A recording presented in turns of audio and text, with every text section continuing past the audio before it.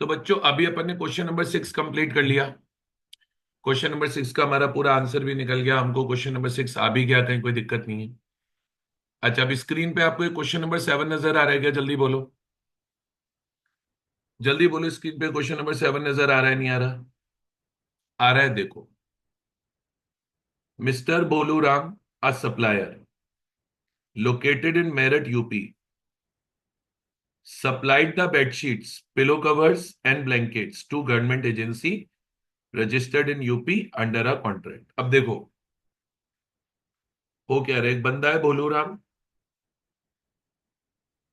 भोलूराम supplier है। एक बंदा है भोलूराम, भोलूराम सप्लायर है। भोलूराम सप्लाई कर रहा है, जो भी सप्लाई कर रहा है XYZ आइटम नीचे हमें दे रखे।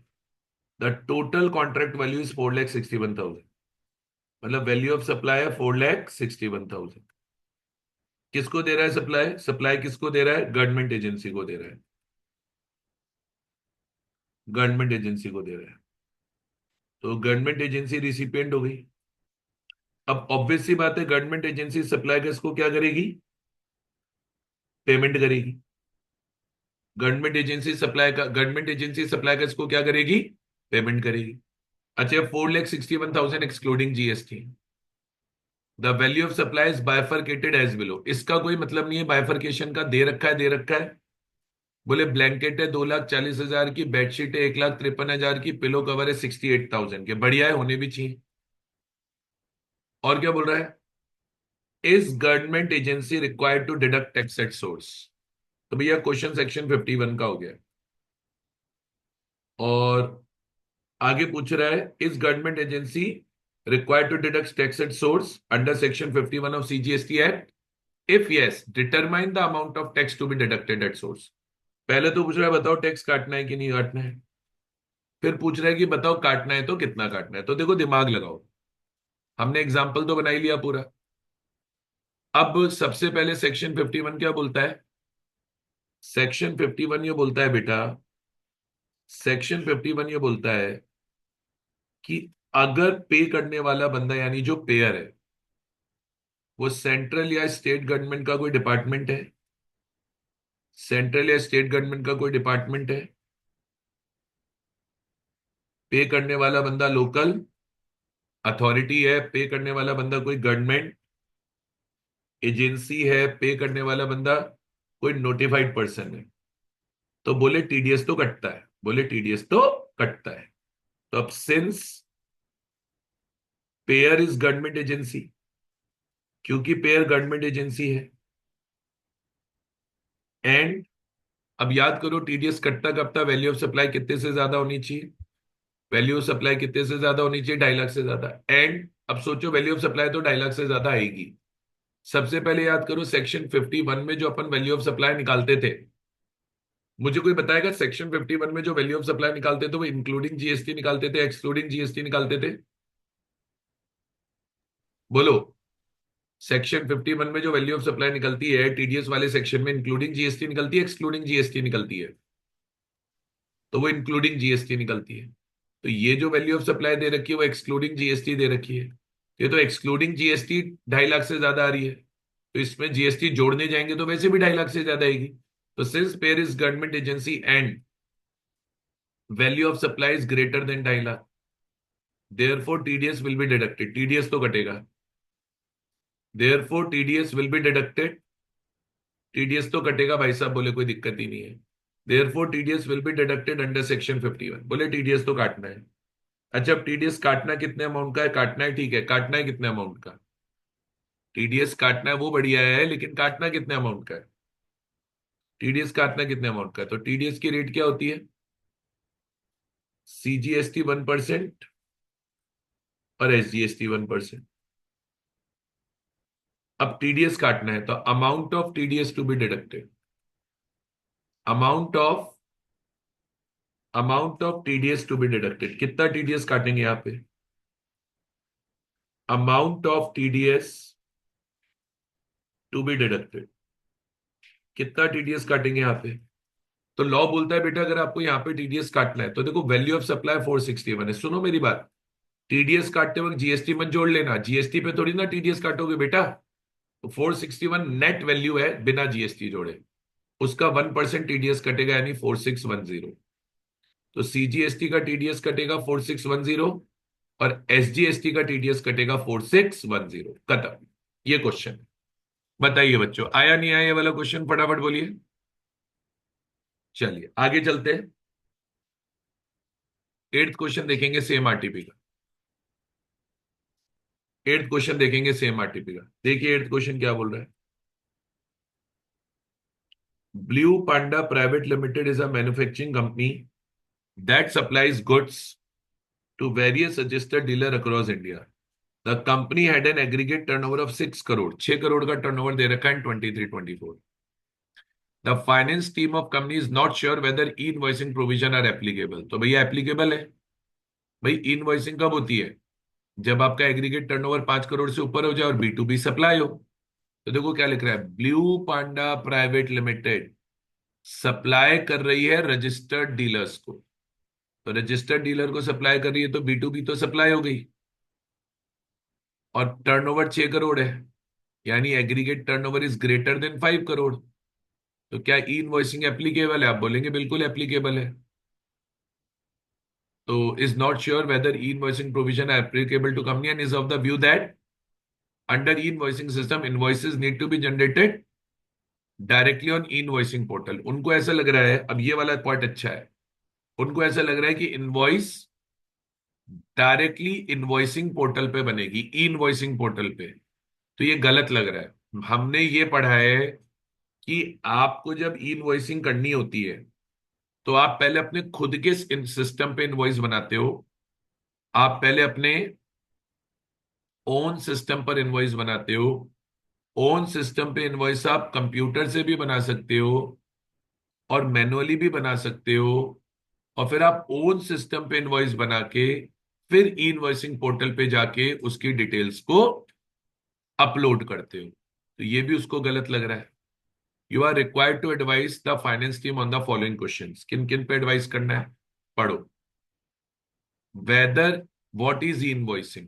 तो बता दो ई इनवॉइसिंग क्या है, बोलो। E invoicing is a system for electronically reporting B2B invoices on GST portal. On GST portal यही होता है। दूसरा पूछ रहा है whether it would apply to Blue Panda Limited. आप लिखोगे yes, provisions of E invoicing are applicable to Blue Panda Limited because aggregate turnover of Blue Panda Limited is more than rupees 5 crore। ठीक है। Does Blue Panda need to create its invoices directly on e-invoicing portal? No। आप लिखोगे no, Blue Panda Limited does not need to create invoices directly on the portal। The company can generate invoices, the company can generate invoices using own ERP system. बोले खुद के ERP system से invoice बना सकती है। Then these invoices will be uploaded on. उसके बाद इन इनवॉइसेस को अपलोड करेंगे on invoice registration portal, IRP portal. ये बेटा क्वेश्चन हो गया। 4 मार्क्स का क्वेश्चन आएगा, मोटा मोटी आप पेपर में एक्सपेक्ट कर सकते हो। नेक्स्ट, अगला पूछ रहा है briefly examine the place of supply in following independent cases. आपको इसमें प्लेस ऑफ सप्लाई पता लगानी है। ठीक है। अब वो बोल रहा है messrs Shanti, unregistered resident of Gujarat, went to meet her parents native place Patna Bihar. Shanti अपने माता पिता से मिलने जा रही है बिहार में, and buys a medical insurance policy. मतलब कौन सी सर्विसेज की बात हो रही है? इंश्योरेंस सर्विसेज की बात हो रही है। अब बेटा आपको सबसे पहले तो ये पता होना चाहिए मैं फिर बोल रहा हूं बेटा, आपको सबसे पहले तो ये पता होना चाहिए कि इंश्योरेंस सर्विसेज के केस में प्लेस ऑफ सप्लाई क्या मानते हैं। शांति है, शांति गुजरात की है, पहले ये देख लो, शांति कहाँ की है? गुजरात की है। मिलने किसको जा रही है? पेरेंट्स को जा रही है। पेरेंट्स कहाँ रहते हैं? बिहार में रहते हैं। अब वो मेडिकल इंश्योरेंस ले रही है और हर पेरेंट्स ले शांति रही है, ले पर पेरेंट्स के ले रही है, मतलब इंश्योरेंस की पॉलिसी शांति करवा रही है, पैसा शांति दे रही है। तो पहले तो दिमाग लगाओ, रिसिपिएंट शांति है, क्योंकि हमारे लिए रिसिपिएंट वो होता है जो कंसल्टेशन पे करता है। अभी रिसिपिएंट कौन है? शांति है, क्योंकि पैसा किसने दिया है? शांति ने दिया है। हाँ, पॉलिसी माता पिता के लिए लिए, उसमें कोई दिक्कत नहीं है, पॉलिसी माता पिता के लिए लो, हमें कोई परेशानी नहीं। फ्रॉम एन इंश्योरेंस कंपनी, तो सप्लायर कौन हो गया? Insurance company. तो अभी सप्लायर इंश्योरेंस कंपनी है, रिसिपिएंट शांति है। फिर बोल रहा हूं, सप्लायर इंश्योरेंस कंपनी है, रिसिपिएंट शांति है। एमएनटी इंश्योरेंस नाम है इंश्योरेंस कंपनी का, जिस कंपनी से हमने क्या लिया है? इंश्योरेंस लिया है, उसका नाम है एमएनटी इंश्योरेंस। एमएनटी इंश्योरेंस कहाँ के है बेटा? Of Patna, registered in Bihar. ठीक है, सप्लायर बिहार का है। अपने को प्लेस ऑफ सप्लाई बतानी है, इससे ज्यादा अपने को दिमाग यहाँ पे नहीं लगाना है। फिर बोल रहा हूं, अपने को प्लेस ऑफ सप्लाई बतानी है, इससे ज्यादा दिमाग अपने को यहाँ पर नहीं लगाना है। The location of the recipient of service. अरे, ये बढ़िया चीज हो गई। अब यही तो मेन खेल है। The location of recipient of service. Recipient of service की जो location, MNT insurer, MNT insurer कौन है? सप्लायर है, उसके रिकॉर्ड्स में पटना है। मतलब सप्लायर के रिकॉर्ड्स अगर मैं देखने जाऊंगा, तो जो लोकेशन ऑफ रिसिपिएंट है वो क्या दिखा रखी है आपने? पटना। अब याद करो, इंश्योरेंस सर्विसेज में प्लेस ऑफ सप्लाई क्या मानते थे? इंश्योरेंस सर्विसेज में प्लेस ऑफ सप्लाई क्या मानते थे? सबसे पहले तो आपको यही नहीं पता चल पाता कि इंश्योरेंस सर्विस पे हम पॉइंट कौन सा लगाएं। सर, हमने पढ़ा था banking and other financial services वाला हेड। तो इंश्योरेंस सर्विस भी बेटा उसी हेड का पार्ट है। उसके अंदर लिखा था कि प्लेस ऑफ सप्लाई क्या मानते हैं? प्लेस ऑफ सप्लाई होती है लोकेशन ऑफ रिसिपिएंट। रिसिपिएंट की लोकेशन मांगते हैं place of supply in the books of supplier. Supplier की बुक्स में जो रिसिपिएंट की लोकेशन है, सप्लायर की बुक्स में, सप्लायर की बुक्स में देखो रिसिपिएंट की क्या लोकेशन है, उसे प्लेस ऑफ सप्लाई मानते हैं। और अगर location of recipient of service supplier की बुक्स में नहीं होती थी, तो लोकेशन ऑफ सप्लायर देखते थे। अब यहां पर तो आप देखो, लोकेशन ऑफ रिसिपिएंट है, सप्लायर के रिकॉर्ड्स में क्या है? पटना। तो आप मेरे से पूछोगे यहां पर प्लेस ऑफ सप्लाई क्या है, तो मैं आपको यही बोलूंगा कि यहाँ पे प्लेस ऑफ सप्लाई पटना है, पटना बिहार। तो आप रीजन कैसे लिखोगे? आप बोलोगे in case of insurance, banking and other financial services. मैं फिर बोल रहा हूं, आप आंसर कैसे बोलोगे? In case of insurance, banking and other financial services. आप क्या बोलोगे? In case of insurance, banking and other financial services, place of supply is the location of the recipient in the books of supplier if such location is available। अब question में तो clear लिखा है कि location available है, तो place of supply हो गई पटना। बताइए बच्चों, मैंने प्लेस ऑफ सप्लाई पटना क्यों मानी? समझ में आया? जल्दी बोलो बेटा, मैंने प्लेस ऑफ सप्लाई पटना क्यों मानी? समझ में आ गया? आगे बढ़। Yes sir. चलो, लेकिन अब सेकंड पार्ट देखना है। सेकंड पार्ट में दिमाग लगाओ, सेकंड पार्ट में दिमाग लगाओ। Lakhan Singh transporter private limited, a goods transport agency registered in Noida, UP, is hired by Ram Trade Links, registered supplier in New Delhi। तो सप्लायर यूपी में बैठा है, रिसिपिएंट राम ट्रेड है, रिसिपिएंट दिल्ली में बैठा है। To transport its consignment of goods, goods transport होने from warehouse in Delhi to the house of a buyer located in Roorkee, Uttar Pradesh. तो ट्रांसपोर्टेशन दिल्ली से यूपी हो रहा है, सप्लायर यूपी का है, और रिसिपिएंट दिल्ली का है। ठीक है। अब सर सिंपल सा रूल है, अगर ट्रांसपोर्टेशन ऑफ गुड्स की सर्विस होती है और रजिस्टर्ड पर्सन को करते हैं, रजिस्टर्ड पर्सन को, देखो लिखा है यहाँ पे रजिस्टर्ड पर्सन है, इजी है ये पार्ट। रिसिपिएंट कौन है?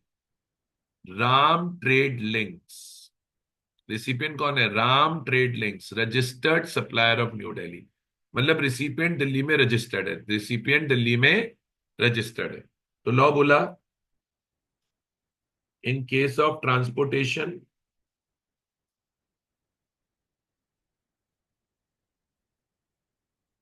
लोकेशन ऑफ रिसिपिएंट, रिसिपिएंट देखेंगे कहां का है, लोकेशन ऑफ रिसिपिएंट इस प्लेस ऑफ सप्लाई। लेकिन याद रखना, रिसिपिएंट की लोकेशन को प्लेस ऑफ सप्लाई तभी मानते हैं जब रिसिपिएंट रजिस्टर्ड है। तो अब वो रजिस्टर्ड है, तो यहाँ पे प्लेस ऑफ सप्लाई हो गई। रिसिपिएंट कहाँ का है? लोकेशन ऑफ रिसिपिएंट देखनी है। Location of recipient is new Delhi, so place of supply is new Delhi. तो इस वाले पार्ट की प्लेस ऑफ सप्लाई हो गई न्यू दिल्ली। लास्ट वाला पार्ट करते हैं, लास्ट वाला पार्ट करते हैं। टेली कम्युनिकेशन सर्विसेज की बात कर रहा है, देखना। टेली कम्युनिकेशन सर्विसेज की बात कर रहा है, क्या बोल रहा है? Mister Karan Mumbai takes a postpaid mobile connection in Mumbai from the service provider Freesia limited. तो रिसिपिएंट करण है, सर्विस पोस्टपेड मोबाइल की है, और सप्लायर फ्रीजिया लिमिटेड है। और करण ने पता कहां का दिया है? करण ने पता कहां का दिया? And gives residence address at Mumbai as the address for billing with the company. मतलब पोस्टपेड का कनेक्शन है, सप्लायर फ्रीजिया है, रिसिपिएंट करण है। सप्लायर फ्रीजिया है, रिसिपिएंट करण है, और जो बिलिंग एड्रेस दिया है वो मुंबई का दिया है करण ने। अब इसमें प्लेस ऑफ सप्लाई क्या माने, इसमें प्लेस ऑफ सप्लाई क्या माने? तो लॉ ये बोलता था, प्लेस ऑफ सप्लाई क्या मानेंगे? अगर पोस्टपेड सप्लाई सर्विस होती थी, अगर पोस्टपेड सर्विस होती थी, तो लॉ बोलता था, in case of postpaid mobile connection, in case of postpaid mobile connection, law बोलता था अगर पोस्टपेड मोबाइल कनेक्शन है तो एड्रेस, बिलिंग एड्रेस देखना होता था, बिलिंग एड्रेस ऑफ रिसिपिएंट। बोले जो भी रिसिपिएंट का बिलिंग एड्रेस होगा, billing address of recipient is the place of supply. तो अभी यहां पे बिलिंग एड्रेस है मुंबई, तो प्लेस ऑफ सप्लाई हो गई मुंबई, प्लेस ऑफ सप्लाई हो गई Mumbai Maharashtra, place of supply हो गई मुंबई महाराष्ट्र। क्लियर है बच्चों? जल्दी बोलिए, किसी पार्ट में कोई डाउट? ठीक है। आरटीपी का लास्ट क्वेश्चन आता है, क्वेश्चन नंबर 10। इजी क्वेश्चन है, इजी क्वेश्चन है, अकाउंट्स एंड रिकॉर्ड्स का चैप्टर का है। बहुत रेयरली इस चैप्टर के क्वेश्चंस दिखाई देते हैं। देखो, list the accounts and records which are not required to be maintained by a supplier who has opted for composition scheme as per the provision of GST laws। ठीक है। तो composition dealer को क्या क्या अकाउंट्स एंड रिकॉर्ड्स नहीं बनाने होते थे? कॉम्पोजिशन डीलर को स्टॉक ऑफ गुड्स के रिकॉर्ड नहीं बनाने, उसमें आपको पूरा बताना पड़ेगा कि पूरी जो डिटेल होती है, स्टॉक का opening balance, receipt of stock, supply of stock, उसके रिकॉर्ड्स नहीं बनाने। एक डिटेल्स ऑफ टैक्स के रिकॉर्ड्स उसको नहीं बनाने। डिटेल्स ऑफ टैक्स के क्या रिकॉर्ड्स नहीं बनाने? जैसे पूरा टैक्स पेबल की डिटेल, टैक्स कलेक्ट कितना किया, इनपुट टैक्स कितना था, आउटपुट टैक्स कितना था, credit note, debit note, delivery challan. तो स्टॉक ऑफ गुड्स का रिकॉर्ड और डिटेल ऑफ टैक्स का record is not required to be maintained by composition dealer. खत्म। यहां पर आकर बेटा अपनी फिनिश होती है जनवरी 2025 की आरटीपी।